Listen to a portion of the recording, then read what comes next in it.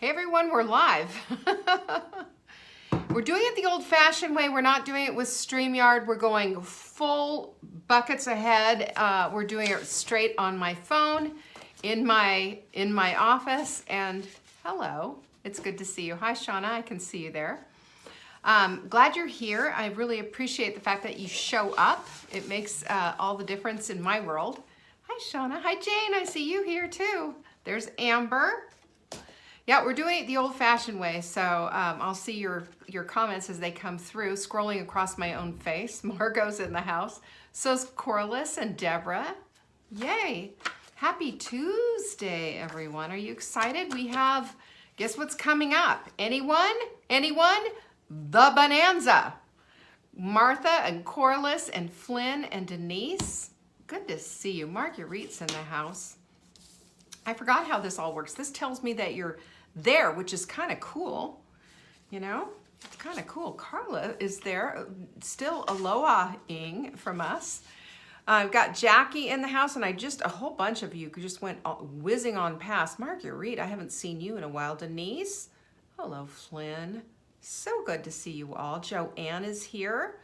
Bonanza is on Thursday. Who's coming? Pinky's up. You will be right here Thursday at 1 p.m. as usual. Okay? There's Darla and Deborah's here. Yay. Jackie, Kathy. I love it. Listen, you're going to want to be here. savingdinner.com/bonanza, because here's one of the things that can happen for you.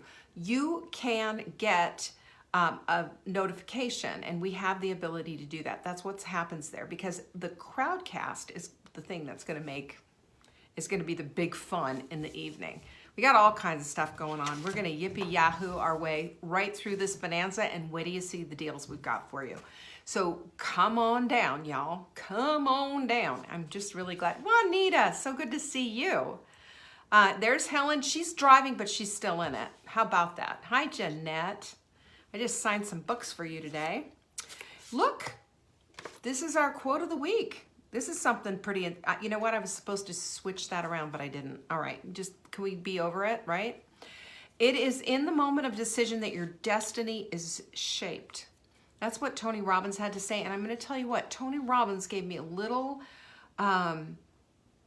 he gave me just this spark of inspiration for how this whole thing should be going this week. And you know, I will tell you right now that it all has to do with this. This is a quote that you can't see because it's backwards, right? Sorry about that. But it's this, and my friend Jim Quick said this. He wrote a book called Limitless, which is absolutely an incredible book. He understands how the human mind works. If you argue for your limitations, you get to keep them. But if you argue for your possibilities, you get to create them. And boy, oh boy, oh boy, oh boy, I love this quote, and it's really going to help us. It's going to get us in there. So you got to check it out. All right? Got to check this out. And that's what we're going to be talking about all today. And I'm super excited about this, this topic, because you know what? I will tell you, this is the thing that sparks creativity. It sparks a new perspective, and it helps you to figure out a solution to the problem. Are you backwards today, Juanita? Oh my goodness. I know exactly what you're talking about. I know exactly what it's about. So we're going to be talking about that. Now listen, we have, you can find us anywhere on the internet, in any almost any social media channel, especially on TikTok, different content there. At Saving Dinner is how you find us, and same with Instagram. But just follow us there. We've got stuff being pinned like crazy, and our Thanksgiving menus. Hello, savingdinner.com/Thanksgiving for whatever you need. And I will tell you, these are the Thanksgiving menus. All of them are wonderful. All of them are wonderful. They're vetted. They are created by actual recipe writers. That would be me, my daughter, who's an amazing recipe writer. And when you see our Thanksgiving, I'll share all about it when we get it back. I'm just, you know, I love that. So again, we were talking about Transformational Tip Tuesday. We've got Thanksgiving menus. We've got the Bonanza.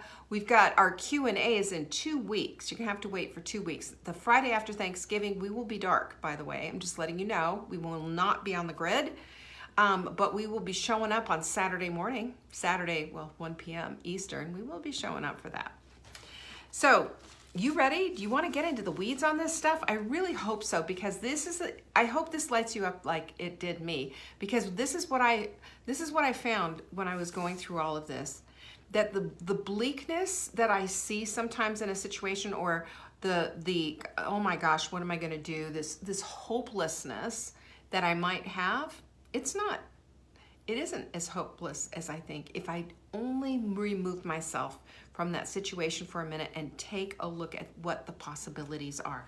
Remember this, and I will tell you, this is a transformational quote right here that's backwards. If you argue for your limitations, you get to keep them. But if you argue for your possibilities, you get to create them. And I'm going to tell you right now that I'm going to take you right through all of this, to help you get focused on how to be the creative that you need to be to find the solutions. Because I'm going to bet you right now, anybody here ever say, I'm not creative? Anyone here ever say, well, I'm just not, I just can't, I'm not that type? Anyone? And I'm going to take you there because I think it's super important for you to get on board with all of this. You see Jenny is posting a lot of different things. We have a lot of resources available for you, including getting off the Carousel of Crazy book and the workbook that goes with it, getting on the Inner Circle wait list for January, which is happening. So just check it all out. And we also have a text message capabilities, which we have not yet really started. If you want to get on there with Jenny and I, we're like the only ones. You send a text message to 855-960-3720 to get on that list. But you and Jenny and I will be the only ones on it so far. Anyway, but this is how, you know what we're going to do? We're going to have amazing pop-up sales and flash stuff and stuff just for our text folks. So be on that list, get on there, even though we're doing nothing with it just yet, but we will. That's a promise. All right, so let's talk about this transformational stuff, right? Because I think if you're anything like me and you've gone and you've suffered through problems that you thought were insurmountable, I just want to tell you today, I'm going to be dropping some hope bombs here. Big truth hope bombs. And I want you to be able to see your way to the solution, because the creativity that you are seeking is already within you. How about that? The creativity that you're seeking. Now, the first part of the quote, and this is part 2 of what we did yesterday. And yesterday, the first part of that was how we fight to hold on to our limitations. And I gave you like 5 different things on ways, little hints that you might be fighting for your limitations, because I think oftentimes we'll say, oh, I don't do that. And then we find out, well, here's a hint, here's a red flag that you might be doing that, and then you go, yeah, that's kind of scary. So I want to get you to that place of seeing what it's all about.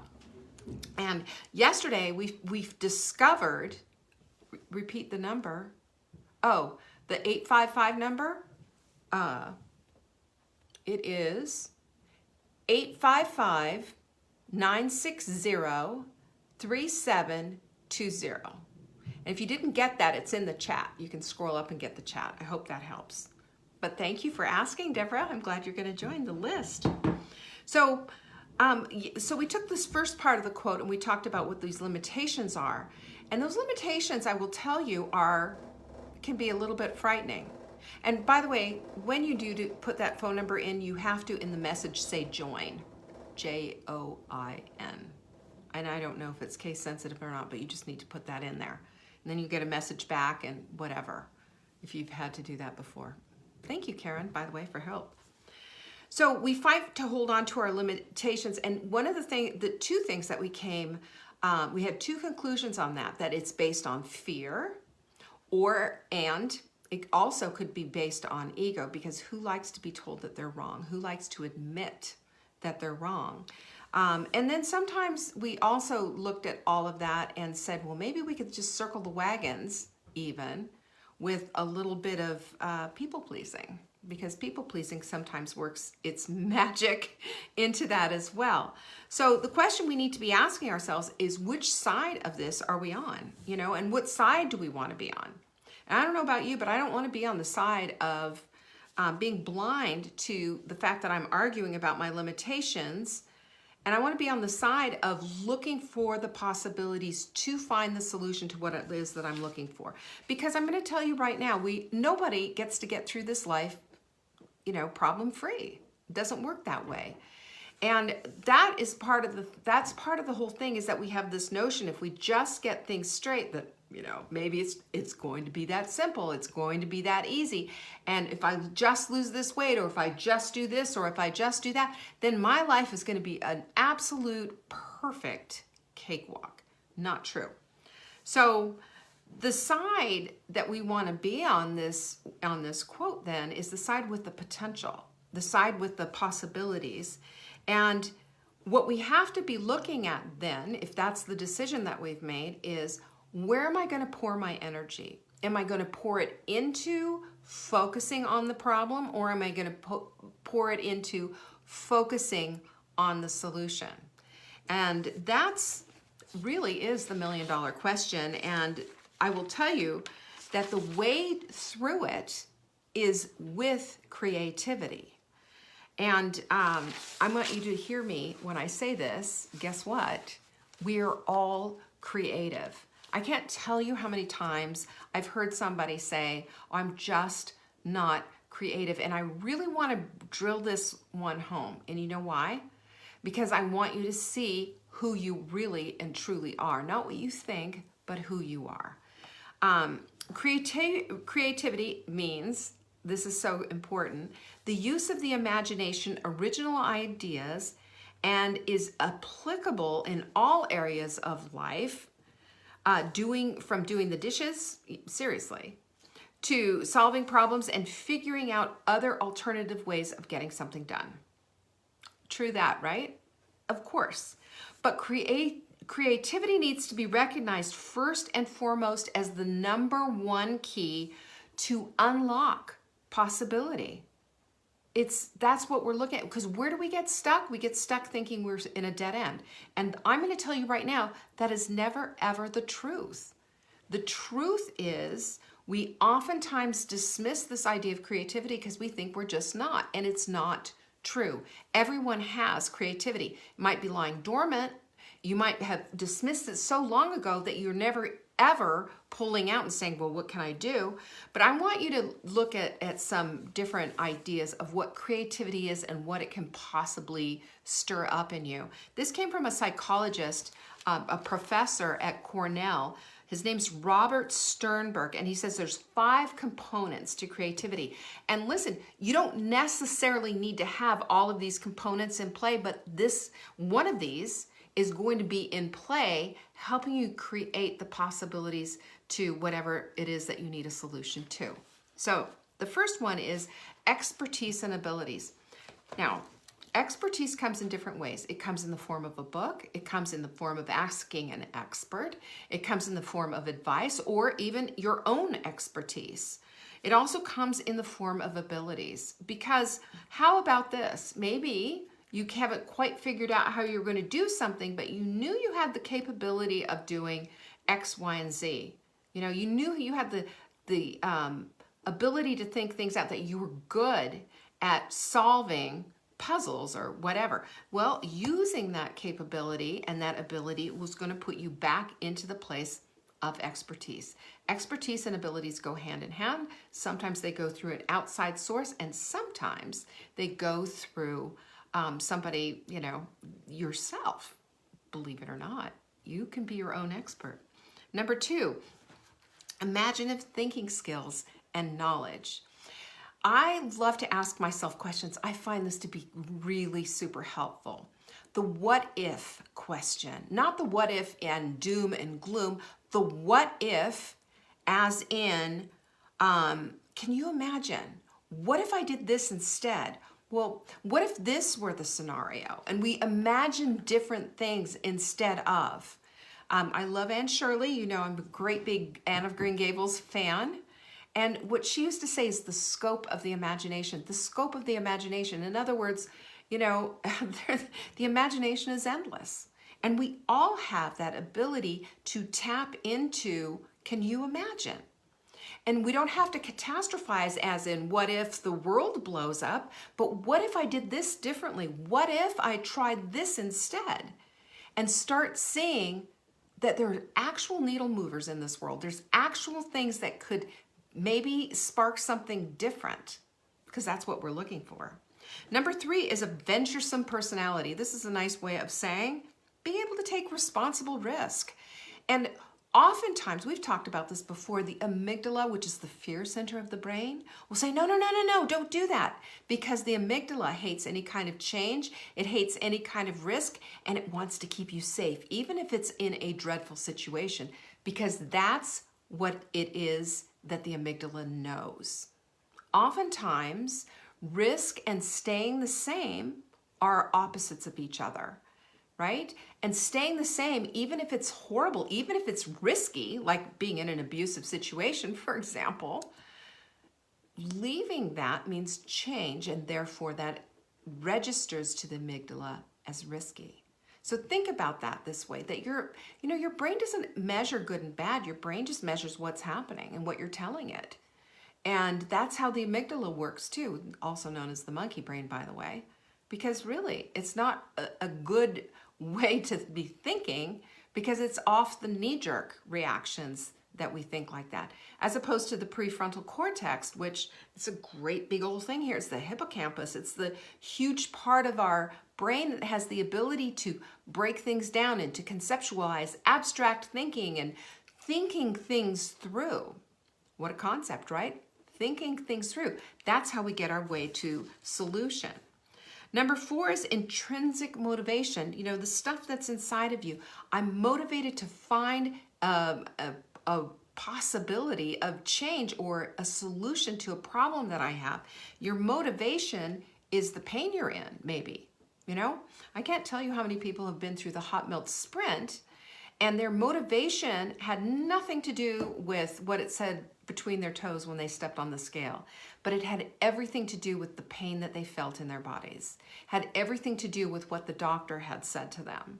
So when we understand that, what is the motivation for this change, for the solution that you're looking for, then we can tap into that, because that helps us to redefine what the problem really is and know and see that based on the motivation, we can get ourselves to that place of solution a whole lot quicker. And number 5 is a creative environment. And you know what a creative environment is? It's surrounding yourself with good people, like a community like we have here, by the way. It's a creative environment is being in the place of looking around and saying, you know what, I'm going to create a vision board for that. Flynn does that all the time and shares them with us on the Hot Melt Sprint group. I just love them. Or, you know, doing something with your journal or having a bullet journal. We have a couple of people that do bullet journals. I think Sarah does one. All of these different things are the ways of getting to the place of solution. And you know why this all matters? This is the good part. This is the juicy part. Because possibilities demand creativity. That's why. And that's how we figure things out, and that's how things get figured out. And as long as one is willing, that's a biggie, by the way, willing to be creative, willing to step into creativity and say, you know, I just don't know what I'm doing here, but I'm going to do it anyway. I'm going to try it out. So how do we then, as creative beings, by the way, and that's you and me and everyone else that we know, how do we create these possibilities for ourselves? I'm going to give you, I think, 6 juicy things, and each one of these is heavily loaded. And by the way, I'm going to tell you what, you can get the show notes of everything that I'm talking about today on our newsletter. You can find it at savingdinner.com. There's a little pop-up that comes, and it's just that simple to get it. And the reason I'm telling you this is because this is good stuff. This is the stuff that helps you get to the place and get to the solution that you're seeking. Because you know what? Nobody is sitting here problem-free saying, oh, but my life's just a big bowl of cherries. No, it's not. You've got something you need to figure out, don't you? I do, that's for sure. Right now I need some shoes. Can't find them anywhere. So number one is fear. We talked about fear yesterday. And you heard, if you were a part of Full Bloom, we talked about the fear fence and how it isn't the big fortress that we think it is. It's just a rickety old fence that we can push down at any time. And we also talked about how fear is something that we don't look to get rid of. We just learn how to put it in its proper perspective. I believe that people do you, there's a lot of people out there saying, you have to banish fear. And then you think, well, I can't do that. So, see you later. I don't believe that that's a possibility. I don't believe that we can banish fear just like that. Nobody really lives completely fearless. We just need to put it in its proper perspective. I shared my story yesterday with you when I was a little kid, how I believed there were alligators living under my bed. I knew there weren't, but at the same time, I was fearful of getting up and out of bed because of what was under the bed. You were a kid, you did that. Maybe you had a boogeyman in your closet, I don't know. But we knew as soon as that light went on that we were safe and everything was okay. And that is the nature of fear. That we have this thing that we create in our minds that gets bigger and bigger and bigger the more we think about it. And yet when the light goes on and shines in the darkness, we see how small it is, or that maybe it doesn't even exist at all. So if we can get ourselves to that place of understanding what fear truly is, and that yes, we can dwarf it down, and yes, we can just live with it side by side, but we look at it, it's not the big dragon that we thought, it's the little gecko, on those commercials. It's not as scary as we make it out to be. So I believe it's part of everyone's life. It's just part and parcel. So we can always get to the place of putting fear properly in its place. And it holds us back because it makes us think, that big dragon that lives under our bed or whatever, it makes us think that, we're not good enough. We're not smart enough. We're not going to be, we're never going to be to this place. I'm never gonna this, that, and the other thing. But if we can see it for what it is, we can start pushing back on some of the fear messages that come at us full force. So I have to say too, I think we spend way too much time and way too much energy on this whole idea that we have to banish fear. Can we just make an agreement and maybe pinky up on it that instead we're going to put fear in its proper perspective? I want you to think in your mind's eye, instead of this humongous fortress with barbed wire and all this other stuff, the fear monstrous wall that's been built across your entire life, maybe start seeing it as this rickety old fence that you can just push it right down. A rickety old fence that you can just say, you know what, that's enough of you. Put it in its place, because I will tell you, anyone who is saying to you right now that you can banish fear and live without fear is not telling you the truth. I don't know of a single soul who lives fearlessly. I don't. So, yeah, and I think about this too. Remember the Wizard of Oz? His name was Oscar something. I forgot. Oscar Biggs or something, from Topeka. And it was when Toto went running and saw the man behind the curtain, and he said, don't pay attention to the man behind the curtain. And this is when they figured out that this is just a two-bit con man from Topeka. And that's what our fears are. They're two-bit con men from Topeka, nothing to be feared, just a little old man that's just not worth our time, right? Not worth our time. So we have to look at all of that, because fear has its way of getting in there and making itself so much bigger than it is. And when we are the ones taking control of the conversation and putting fear properly in its perspective, that's when we start to win and fear starts to lose. Remember that. And number two is, what do you want? you've got to determine what your outcome is, the outcome it is that you want before you can even get started.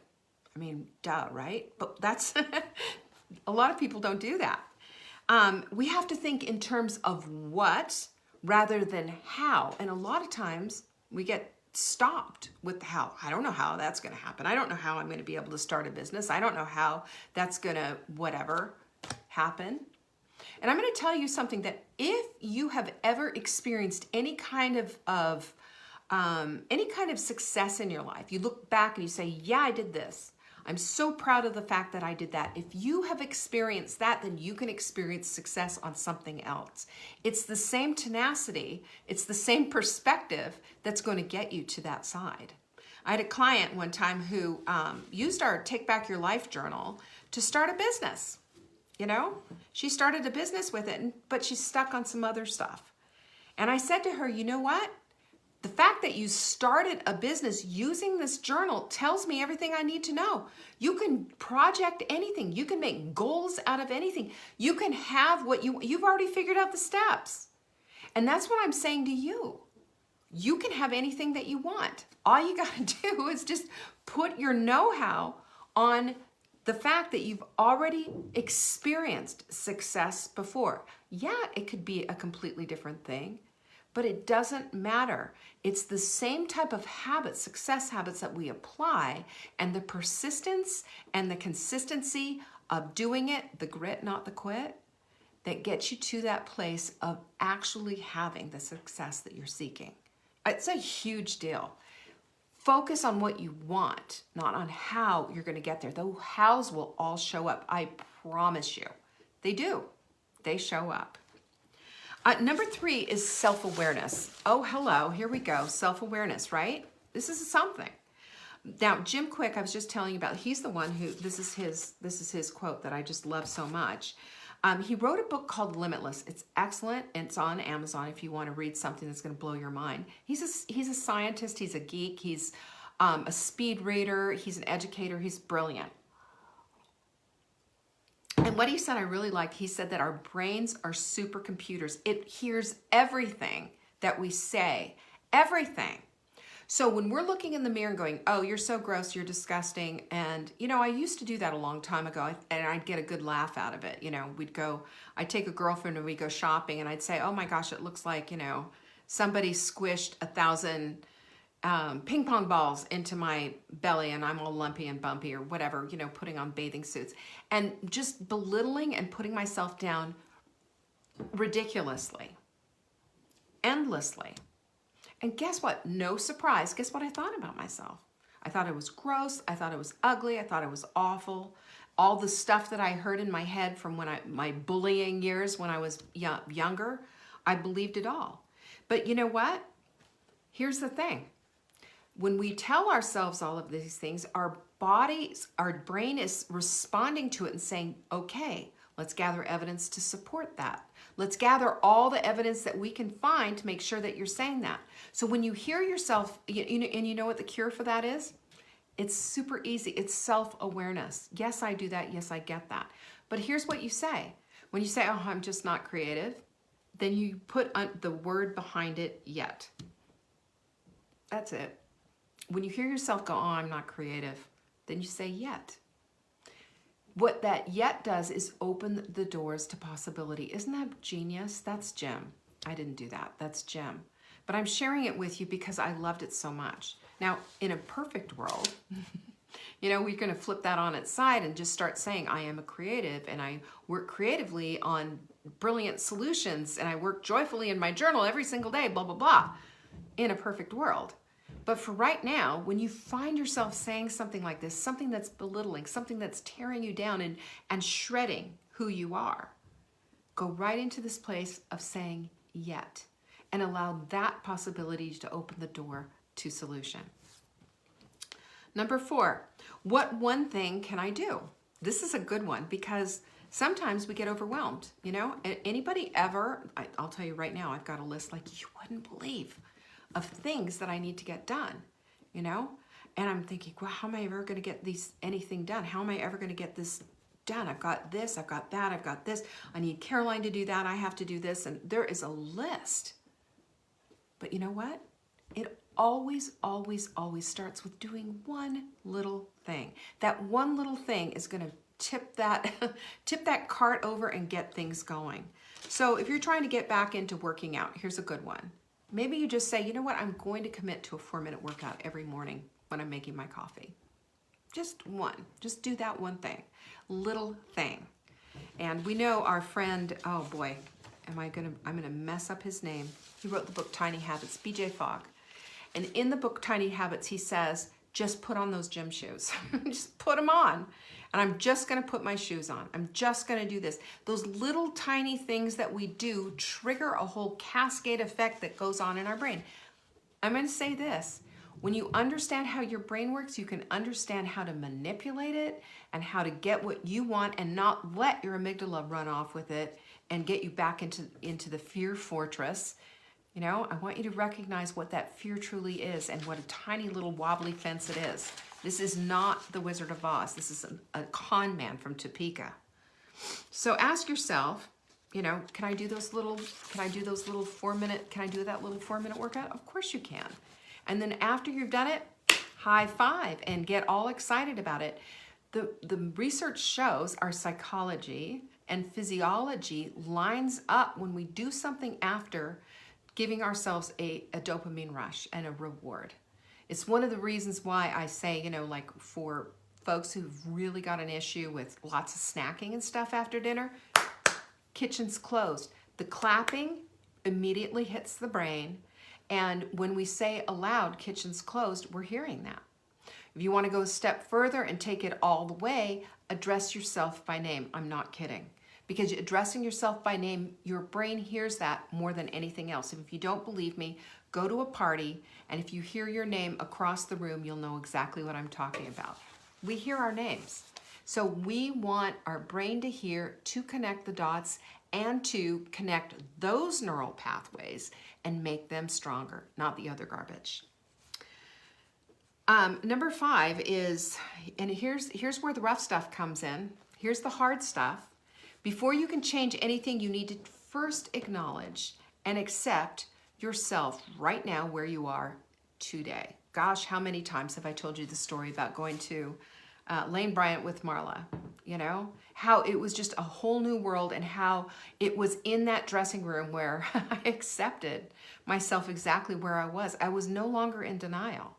And when we're in a place of absolute reality and absolute truth, and we stop denying, we stop pretending, and we are accepting, it's like setting the GPS for the first time. This is where I am, and this is where I want to go. And then you can make the GPS work. You cannot do the GPS and make the GPS work unless there is a starting place and a destination. And that's how it is for anything.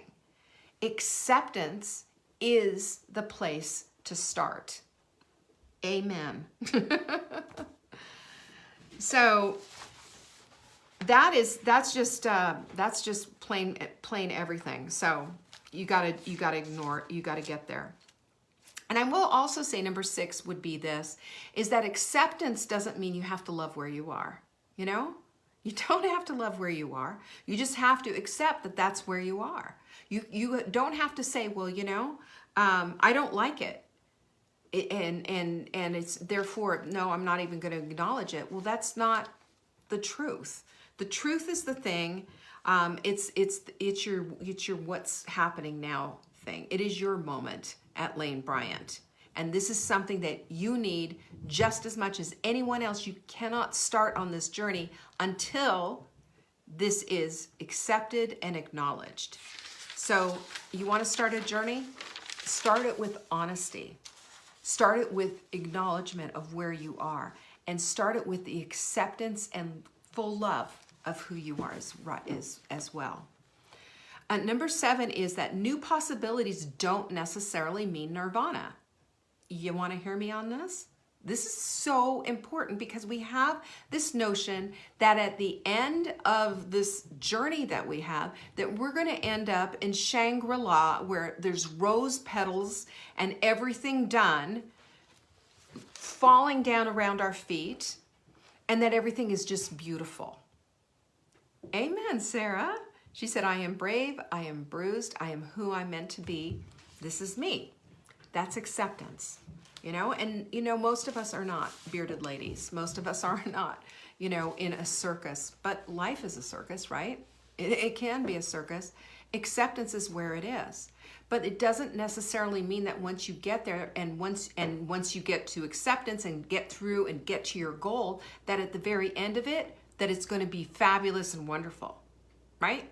Not necessarily. You know what it's going to be? It's going to be that you are a human being. You have good days and you have bad days. That you have emotions. Sometimes they're good, sometimes they're rotten, you know?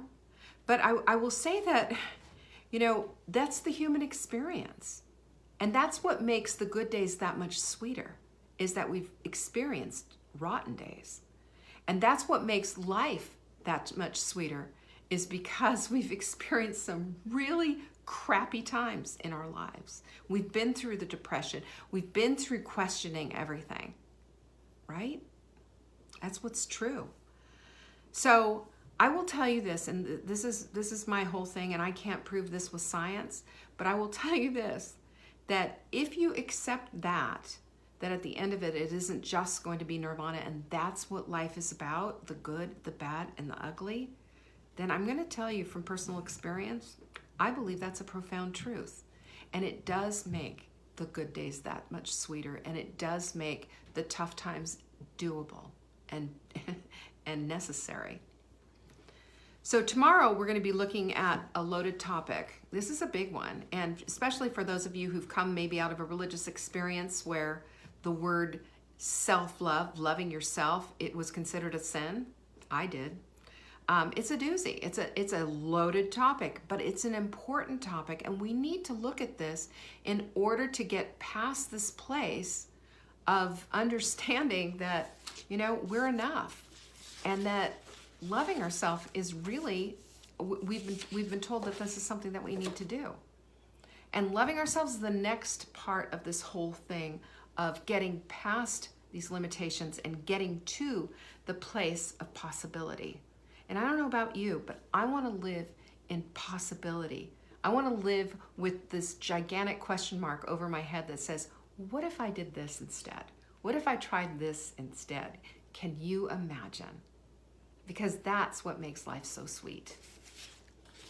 That's what I think. I hope you join me tomorrow, Wise Women's Wednesday. Be there. Pinkies up, and thank you so much for showing up. Hopefully, StreamYard will be back, and we'll get our regular format going back together, but I hope you enjoyed this. Take care. Bye-bye.